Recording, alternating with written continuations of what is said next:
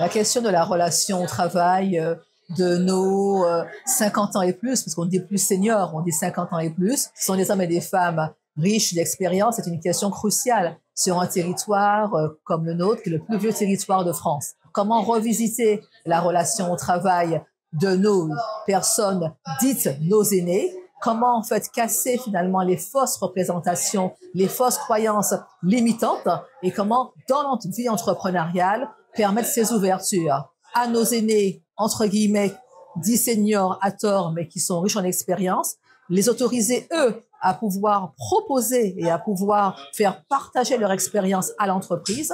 6 entreprises sur 10 ont reconnu qu'en ayant eu recours à l'emploi de personnes expérimentées, avoir amélioré leur compétitivité. C'est dire que la rencontre est indispensable. Que ce soit, nous avons vécu un moment fort avec de beaux partages d'expériences, très touchants de personnes ayant 49 ans, 50 ans, 51 ans, qui ont connu dans leur vie des tournants avec des départs à nouveau à zéro et qui ont réussi avec bien la force de résilience, avec la persévérance, avec le vouloir de s'en sortir, eh bien, à donner envie à des entreprises de les embaucher avec vraiment des retours tellement satisfaisants des entreprises employeurs qui se disent que oui, elles ont eu raison de pouvoir leur faire confiance. Ce sont des marques de reconnaissance, mais partagées. Nous avons besoin de mentorat sur le territoire. Il faut que la transmission se fasse par le mentorat. C'est le sens que nous allons en fait co-construire ensemble de façon à ce que, eh bien, le vécu,